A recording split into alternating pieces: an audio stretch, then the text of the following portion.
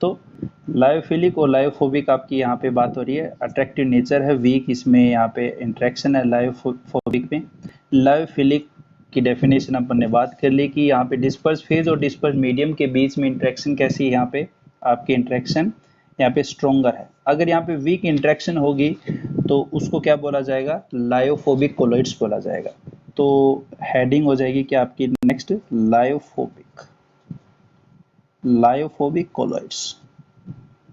ठीक है, डेफिनेशन लिख दोगे इसकी कि those colloids in which strong की जगह क्या लिख दोगे, वीक लिख दोगे, बस डेफिनेशन आपकी ये हो जाएगी। अगर बात करें हम एग्जाम्पल की, तो यहाँ पे एग्जाम्पल जो है वो आपका क्या होगा, जो मेटल सोल होते हैं जितने भी आपके बनेंगे मेटल सोल, जैसे कॉपर सोल है, सिल्वर सोल है सर, तो ये सारे के सोल आपके यहाँ पे एग्जाम्पल होंगे। और जैसे मेटल सल्फाइड है, ऑक्साइड है, वे भी आपके होंगे। तो मेटल सल्फाइड जो है, ठीक है, मेटल सल्फाइड जो है इसके एग्जाम्पल यहाँ पे होंगे। ठीक है, मेटल का सोल अगर बनाना है तो वो कैसे बनेगा आपका। ठीक है, लायो का मीन्स क्या है बेसिकली, अगर यहाँ पे देखा जाए लायो का मीन्स होता है सोलवेंट। ठीक, लायो का मीन्स क्या बेटा, सोलवेंट है। और यहाँ पे एक हो गया फिलिक, फिलिक का मतलब सोलवेंट को क्या करे, अट्रैक्ट करे, अट्रैक्शन करे। और फोबिया का मीन्स क्या हो गया बेटा, यहाँ पे जो उसको रिपेल करे, रिपल्सन करे, मतलब वीक इंट्रैक्शन है यहाँ पे, एक तरीके से वीक इंट्रैक्शन कह सकते हो आप।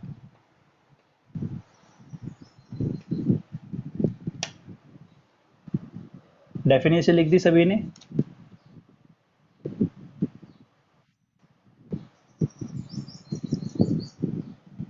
ठीक है, अब बात करते हैं इसमें कुछ और भी पॉइंट्स है इसमें लायोफिलिक और लायोफोबिक कोलॉइड्स में। तो यहाँ पे आप हेडिंग लिखो डिफरेंस, डिफरेंस इनके इंपॉर्टेंट है। ठीक है, तो एक साइड लिख दो आप लायो, लायो लायोफिलिक, और एक है लायोफोबिक, लायोफिलिक कोलॉइड्स, और एक है लायोफोबिक कोलॉइड्स। ये बहुत लेट आ रहे भाई, सुनिधि, राहुल बुगालिया।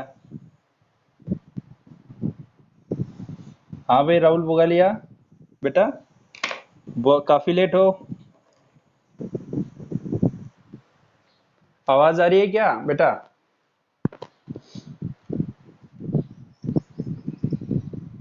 राहुल बुगालिया लेफ्ट भी कर गया, वाह मेरे शेर, बहुत बढ़िया। चलो, लायोफिलिक कोलॉइड्स और लायोफोबिक कोलॉइड्स जो हैं वो आपके क्या, देखिए लायोफिलिक में क्या है, आपकी स्ट्रॉन्ग इंट्रैक्शन है, फोबिया में आपका क्या है, वीक इंट्रैक्शन है।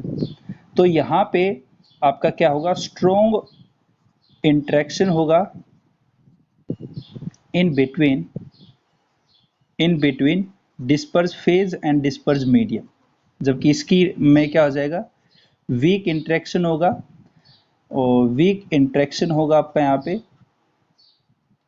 इन बिटवीन डिस्पर्स फेज और डिस्पर्स मीडियम। ठीक है, डिस्पर्स फेज और डिस्पर्स मीडियम में आपका यहाँ पे क्या होगा, वीक इंट्रैक्शन होगा। लायोफिलिक में इंट्रैक्शन कैसी है, स्ट्रोंगर है। इसमें कैसी आपकी फोबिया में कैसी होती है, वीक इंट्रैक्शन होती है। तो होगा क्या यहाँ पे कि लायोफोबिक जो लायोफिलिक जो आपके कोलॉइड्स हैं, यहाँ पे ये रिवर्सिबल नेचर के होते हैं, इनको बनाना और यहाँ पे दोबारा वापस उसको करना, तो इसमें आसानी से इनको बना सकते हैं, इसको दोबारा रिकवरी कर सकते हैं, मतलब ये रिवर्सिबल नेचर के हैं। ठीक है, इंट्रैक्शन इनमें स्ट्रोंगर है, जबकि ये आपके क्या है, इरिवर्सिबल है। जैसे एक बार अगर आपके बन गए तो बन गए, क्योंकि इनका जो प्रोसेस होता है बनाने का, वो प्रोसेस क्या होता है, काफी मतलब इसमें ड्रास्टिक कंडीशन करनी पड़ती है। जैसे ब्रेडिक आर्क मेथड पढ़ेंगे, वो लायोफिलिक फोबिक कोलॉइड्स के लिए होती है, उसमें टेम्परेचर बहुत ज्यादा देते हैं। तो यहाँ पे इनको बनाने के लिए हम क्या करते हैं, इनमें टेम्परेचर, हाई टेम्परेचर देते हैं, तो ड्रास्टिक कंडीशन में ये आपके बनते हैं। तो एक बार बन गए तो बन गए आपके, रिवर्सिबल नेचर के नहीं है, तो ये आपके कैसे होते हैं, ई रिवर्सिबल नेचर के होते हैं आपके। ठीक है, तो ये आपके रिवर्सिबल नेचर के हैं और ये आपके ई रिवर्सिबल नेचर के हैं। ठीक है, अब यहाँ पे ये जो आपके रिवर्सिबल है ये आपकी ई रिवर्सिबल है। अगर बात करें यहाँ पे लायोफिलिक कोलॉइड्स जो होते हैं, लायोफिलिक कोलॉइड्स में आप यहाँ पे बात करोगे जैसे प्रोटेक्टिव कोलॉइड्स। प्रोटेक्टिव कोलॉइड्स होते क्या है बेसिकली, ये आपके कोलॉइड्स है। ठीक है, सपोज कीजिए कोलॉइड आपका कैसा पॉजिटिव चार्ज का है। ठीक बेटा, ये पॉजिटिव चार्ज आपका कोलॉइड्स है। अब यहाँ पे इसके अंदर हम कोई ऐसा इलेक्ट्रोलाइट डाल दें जो आपका नेगेटिव चार्ज का हो। ठीक है, जैसे ये पॉजिटिव चार्ज का कोलॉइड्स है, नेगेटिव में यहाँ पे मैंने सपोज कीजिए यहाँ पे क्लोराइड डाल दिया या सल्फेट डाल दिया। ठीक है, तो यहाँ पे हम डालेंगे तो हमें पता है कि कोलॉइड्स कैसा नेचर का है, पॉजिटिव नेचर का, और ये इलेक्ट्रोलाइट्स कैसा है, नेगेटिव नेचर का। जैसे ही डालोगे तो न्यूट्रलिटी तो होगी, चार्ज में न्यूट्रलिटी तो होगी। न्यूट्रलिटी के कारण यहाँ पे क्या हो जाएगा, प्रेसिपिटेशन बन जाएगा। क्या बन जाएगा, पीपीटी। इस प्रोसेस को बोलते हैं कोगुलेशन। क्या बोलते हैं, कोगुलेशन। तो अगर हम कम अमाउंट में इलेक्ट्रोलाइट डालें लायोफिलिक कोलॉइड्स में, तो यहाँ पे कोगुलेशन नहीं होगा। क्यों नहीं होगा, क्योंकि ये थोड़ी अमाउंट अगर होगी कोलॉइड्स मतलब इलेक्ट्रोलाइट की, तो ये अपने आप को क्या कर लेगा, प्रोटेक्ट कर लेगा।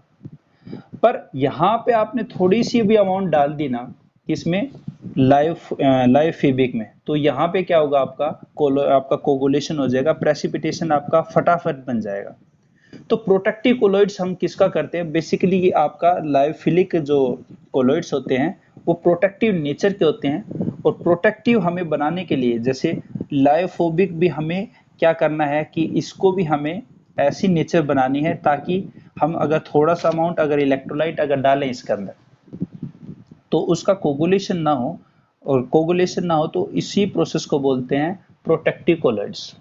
ठीक है, अब यहाँ पे जैसे आपने सपोज कीजिए आपका जो इलेक्ट्रोलाइट्स जो यहाँ पे कोलॉइड्स है, कोलॉइड्स आपका क्या है, यहाँ पे पॉजिटिव है, ये सपोज कीजिए पॉजिटिव है, और यहाँ पे आपने यहाँ पे क्लोराइड ले लिया, सपोज कीजिए सल्फेट ले लिया, इस तरह से कुछ ले लिया। ठीक है, ये आपका क्लोराइड है, ये आपका सल्फेट है।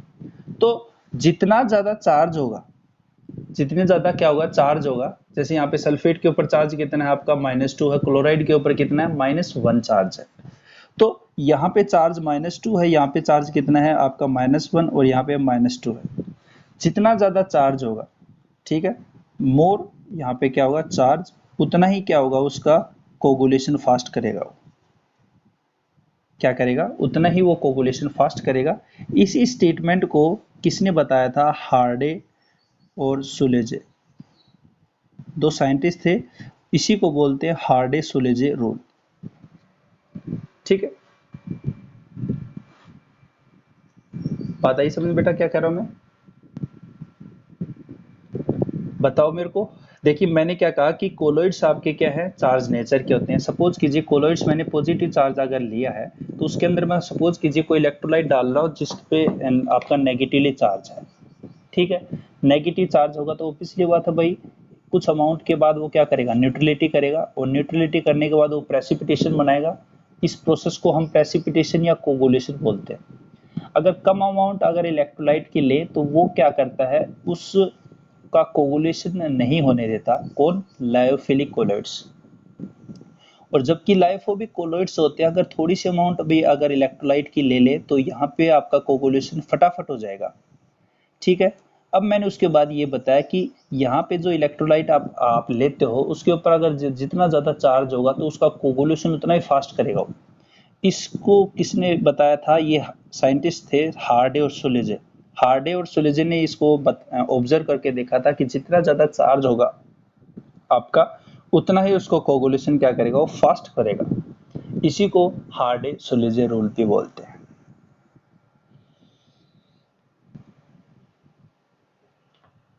इतनी बात समझ में आई तो मैं पॉइंट बनाऊंगा अब इसका। तो यहाँ पे पॉइंट क्या बनेगा बताओ, कि no effect of a small amount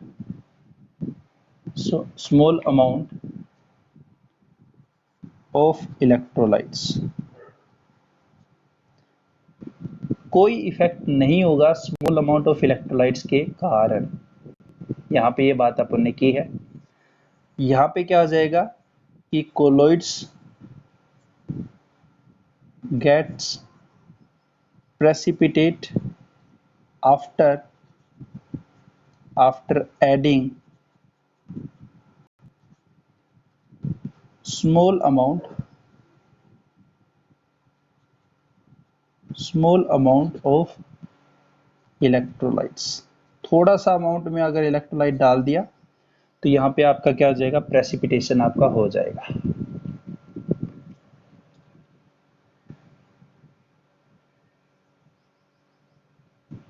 बताइए, फटाफट बताओ मेरे को, पॉइंट समझ में आ गया और उतार लिया तो बताओ मेरे को।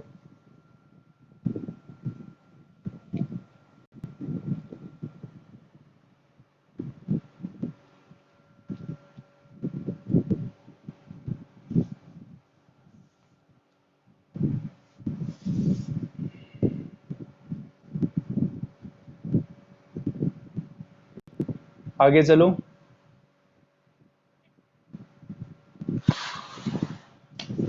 चलिए, अब यहाँ पे ये आपके पॉइंट थे।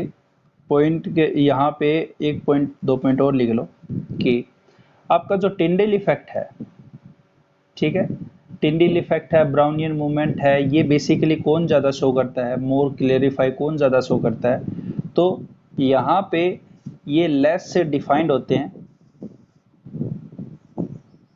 Less defined. किस किस को लेस डिफाइन करते हैं, टिंडेल इफेक्ट को और ब्राउनियन मूवमेंट। जो ब्राउनियन मूवमेंट है, जबकि ये क्या करते हैं, मोर यहाँ पे क्लैरिफाई करते हैं, आपका यहाँ पे डिफाइन करते हैं टिंडेल इफेक्ट को और ब्राउनियन मूवमेंट को। ठीक है, होते क्या है टिंडेल इफेक्ट, ब्राउनियन मूवमेंट, हम बात करेंगे थोड़ी देर में। ठीक है, तो ज़्यादा मोर क्लैरिफाई चाहिए आपको, टिंडेल इफेक्ट कैसे आपका हो रहा है, कैसे मतलब क्लियरली डाटा अगर अपने को देखना है, तो हम क्या करते हैं, लायोफोबिक कोलॉइड्स लेते हैं। ठीक है, एग्जाम्पल अभी बात की थी अपन ने, स्टार्च है, ठीक है, आपका यहाँ पे सेलुलोज है, ठीक है, गम है, जेलेटिन है, जितने नेचुरल ऑब्टेंड होते हैं यहाँ पे आप देखोगे, स्टार्च है, सेलुलोज है, गम है, जेलेटिन है, बायोमोलिक्यूल्स होते हैं आपके सारे। तो जितने बायोमोलिक्यूल्स हैं वो सारे के सारे आपके किसके अंदर आते हैं, यहाँ पे लायोफिलिक कोलेट्स के अंदर आते हैं। और जो बनाएंगे अपन मेटल सोल है, ठीक है, मेटल ऑक्साइड है,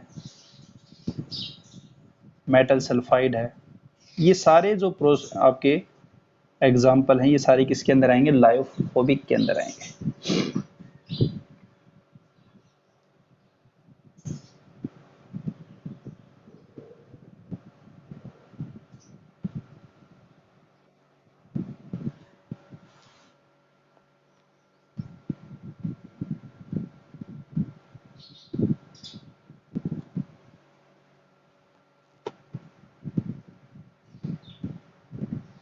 देख रहा बेटा अब,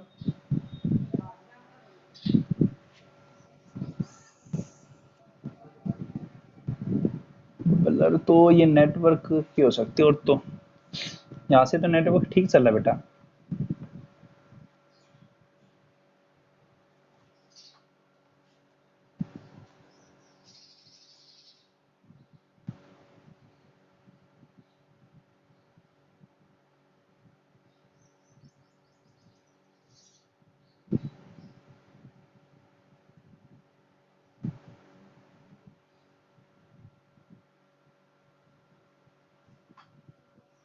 ठीक है, ये आपका लायोफिलिक लायोफोबिक था। यहाँ पे देखिए अगर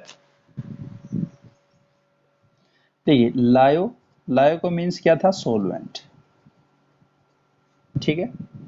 और जैसे आपका एक था फिलिक और एक था फोबिक। फिलिक का मतलब अट्रैक्टिव और इसका रिपल्सिव, ठीक है। अगर सोलवेंट क्या बेटा, वाटर हो, तो ऐसे लायोफिलिक और लायोफोबिक को क्या बोलेंगे, उसको बोलेंगे हाइड्रोफिलिक, और एक को क्या बोलेंगे, हाइड्रोफोबिक। नाम तो सुने होंगे आपने, हाइड्रोफिलिक और हाइड्रोफोबिक। हाइड्रोफिलिक आपके क्या होते हैं, इसकी डेफिनेशन अगर बनाओगे तो क्या बनाओगे, those colloidal solution in which those lyophilic colloids in which solvent act as a water act as a solvent known as hydrophilic। यहाँ पे डेफिनेशन बनाए तो ये क्या बनेगी बेटा, कि lyophilic colloids those lyophilic colloids in which water act as a solvent known as hydrophilic. इस साइड भी डेफिनेशन लिख दोगे आप, ठीक है। मतलब जो वाटर अगर एक्ट करे, आपका सोलवेंट जो है वो आपका वाटर हो, तो ऐसे लायोफिलिक और लायोफोबिक को हम क्या बोलेंगे, हाइड्रोफिलिक सॉल्यूशन कोलॉइड्स और हाइड्रोफोबिक कोलॉइड्स।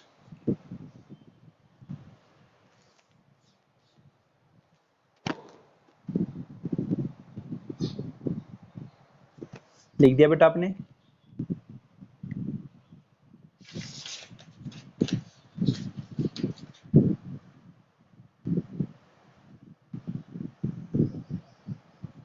ठीक, आगे चलो।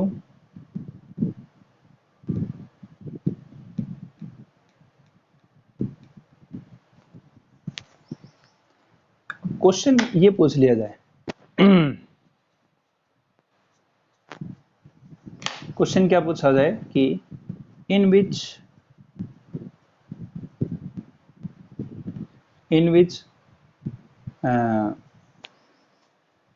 मोर स्टेबल कोलॉइड्स, किस किस में से पूछ रहा है, that is lyophilic and lyophobic, lyophilic colloids. क्या दोगे इसका आंसर बताओ।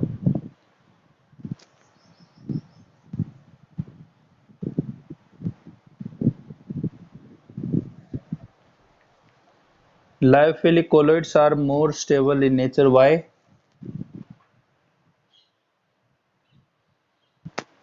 Why? Because of strong interaction। बिल्कुल सही है, तो इसका आंसर क्या लिख दोगे बेटा, लायोफिलिक जो आपके लायोफिलिक कोलॉइड्स जो हैं वो आपके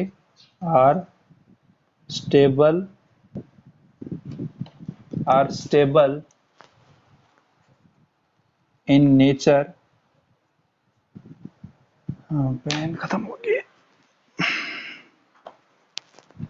stable in nature due to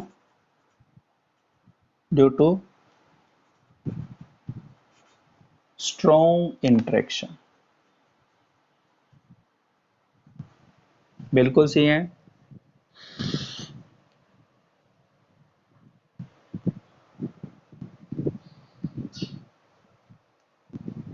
लिख दिया आपने, चलो।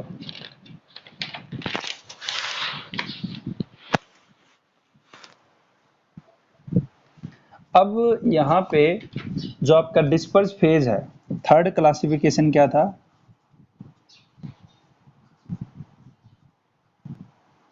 classification based on types of particle of disperse phase। जो डिस्पर्स फेज हैं उनका पार्टिकल का साइज कैसा है उसके आधार पर आपके देखिए, अगर पार्टिकल का साइज, बेटा किसी का माइक ऑन है तो डिस्टरबेंस हो रही है। किसका माइक ऑन बेटा? माइक को ऑफ करो। हाँ ठीक है। देखिए, अगर यहाँ पे ये देखिए कुछ ऐसा है कि आपके पास ये यहाँ पे क्या है, यहाँ पे आपके पास डिस्पर्स मीडियम है और इसके अंदर डिस्पर्स फेज है। ठीक है, ये पार्टिकल इकट्ठे होके यहाँ पे कुछ ऐसा स्ट्रक्चर बनाए, मतलब एग्रीगेट होके यहाँ पे कुछ ऐसा स्ट्रक्चर बनाए और उनका जो डायमीटर है, अगर डायमीटर 1 नैनोमीटर से छोटा हो, ये जो आपके डिस्पर्स फेज के पार्टिकल एग्रीगेट होके आपके क्या बना रहे हैं, यहाँ पे जो एग्रीगेट होके वो जो मॉलिक्यूल बना रहे हो उसका डायमीटर 1 नैनोमीटर से क्या हो, छोटा हो, और यहाँ पे आपके अगर डायमीटर आपका 1 नैनोमीटर से और 1000 नैनोमीटर के बीच में हो, या फिर 1000 नैनोमीटर से बड़ा हो डायमीटर, तो ये जो आपका डायमीटर अगर आपका सपोज कीजिए 1 नैनोमीटर से क्या है, यहाँ पे छोटा है, तो ऐसे कोलॉइड्स को हम क्या बोलते हैं, मल्टी मोलिकुलर कोलॉइड्स। इसी को हम क्या बोलते हैं, पॉलीमर कोलॉइड्स भी बोलते हैं।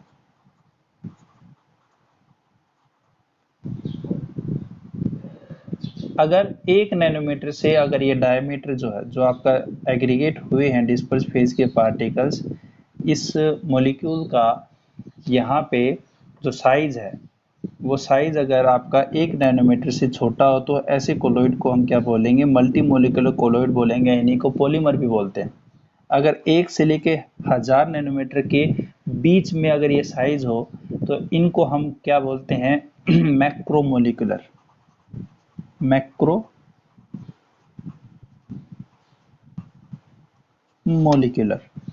Macromolecular colloids. ठीक है बेटा, अगर ये साइज बड़ा हो तो उसको क्या बोलते हैं, एसोसिएट कोलॉइड, एसोसिएटेड कोलॉइड। नाम लिख दिया आपने सभी? बताओ।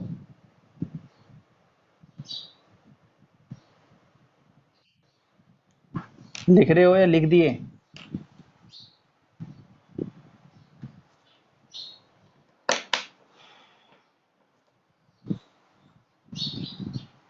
हेडिंग लिख देना, मल्टी मोलिकुलर कोलॉइड्स।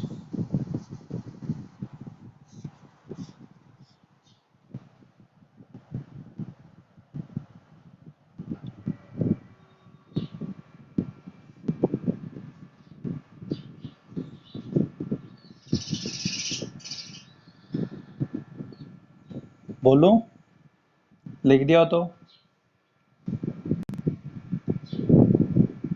चलिए। मल्टीमोलिकुलर में यहाँ पे क्या क्या बात है, आपने को ये पता चल चुका है कि इसके जो पार्टिकल का साइज है, किसका पार्टिकल का मतलब यहाँ पे जो पार्टिकल्स है डिस्पर्स फेज के, वो एग्रीगेट हो के आपके उनका जो साइज है वो आपका 1 नैनोमीटर से छोटा होता है। और ये जो एटम्स है वो जुड़े हैं, ये जुड़े भी तो होंगे, ये एटम मॉलिक्यूल जो हैं वो वंडरवाल फोर्सेस के साथ क्या होते हैं, जुड़े होते हैं। तो इसकी डेफिनेशन अगर अपन बनाएं तो क्या बनेगी, देखिए कि दोज कोलॉइड्स, डेफिनेशन बना रहा हूं इसकी मैं, कि those colloids in which particles of dispersed phase are aggregated aggregated into a molecule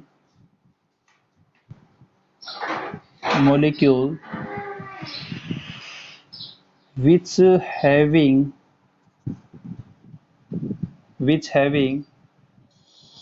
diameter diameter less than 1 nanometer, and these atoms are bonded with, किससे जुड़े हुए हैं आपके, bonded with van der Waals forces, van der Waals forces के साथ ये आपके जुड़े हुए हैं। ठीक है, van der Waals फोर्सेस से आपके जुड़े हुए हैं, उनको हम क्या बोलते हैं, मल्टी मोलिकुलर कोलॉइड्स बोलते हैं।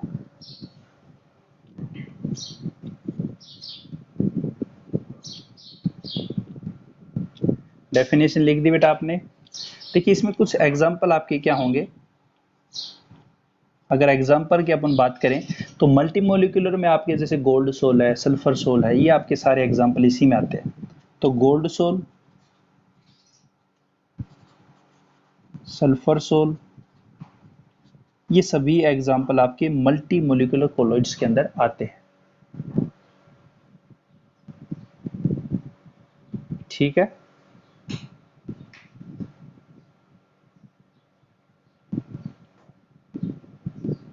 डेफिनेशन लिख दी, तुम आगे चलो बेटा, समझ में आ गया। तो क्या कह रहा है आपका कि जो पार्टिकल्स हैं वो एग्रीगेट होके जो मॉलिक्यूल बनाते हैं, उस मॉलिक्यूल का डायमीटर आपका कितना बेटा, लेस देन आपका 1 नैनोमीटर है। 1 नैनोमीटर से क्या है इसका, यहाँ पे डायमीटर है। ऐसे कोलॉइड्स जो बनेंगे उन कोलॉइड का नाम क्या होगा, मल्टी मोलिकुलर कोलॉइड्स होगा। एन एग्जांपल आपके सल्फर सोल, गोल्ड सोल। ठीक है, मतलब ज्यादातर आपके यहाँ पे मेटल सोल ही होंगे, एग्जांपल अगर अपन बात करें। ठीक है, आपका मेटल सोल है, गोल्ड सोल है, प्लेटिनम सोल है, आपका सिल्वर सोल है, ये सारे एग्जांपल इसी में आएंगे।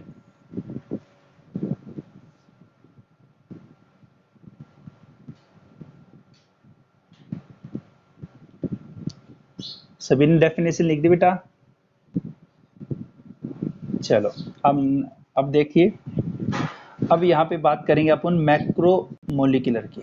मैक्रो मोलिकुलर आपके कौन से होते हैं, जिनका डायमीटर 1 नैनोमीटर से 1000 नैनोमीटर के बीच में होता है। ऐसे कोलॉइड्स को हम क्या बोलते हैं, मैक्रो मोलिकुलर कोलॉइड्स बोलते हैं। ठीक है, तो यहाँ पे एडिंग लिखो, macro molecular colloids. Macro molecular colloids होते क्या आपके, देखिए मैक्रो मोलिकुलर कोलॉइड्स में आपके यहाँ पे क्या होगा, साइज 1 नैनोमीटर से 1000 नैनोमीटर के बीच में होगा आपका। ठीक है, तो यहाँ पे आप लिखना कि those colloids in which particles of dispersed phase are aggregated into a large molecule which having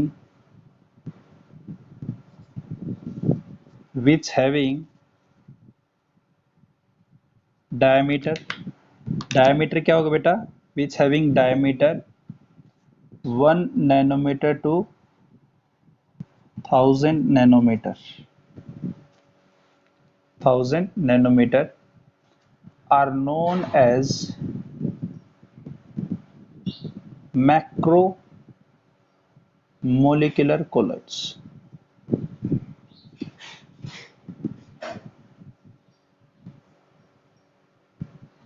ठीक है। एग्जाम्पल की अगर बात करें अपन यहाँ पे, तो आपके जो भी बायोमोलिक्यूल्स हैं वो आपके मैक्रोमोलिक्यूल्स में आते हैं, कि यहाँ पे जैसे प्रोटीन है, सेलुलोज है, स्टार्च है, जेलेटिन है, गम है, ये सारे आपके एग्जाम्पल इसी में हैं। ठीक है, इसलिए हम कहते हैं कि जो बायोमोलिक्यूल्स हैं वो मैक्रोमोलिक्यूल्स होते हैं। ठीक है, इसी कारण हम क्या बोलते हैं कि जो बायोमोलिक्यूल्स हैं, आप देखते भी हो, वो आपके एक्चुअल में क्या होते हैं, मैक्रो मॉलिक्यूल्स होते हैं।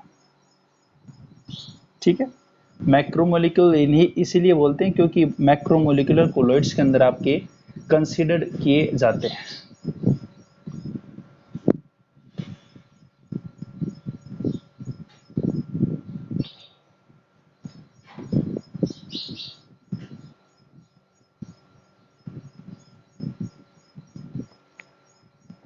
आगे बात सुनने सभी को, बोलिए। ठीक, आज का टाइम भी हो गया।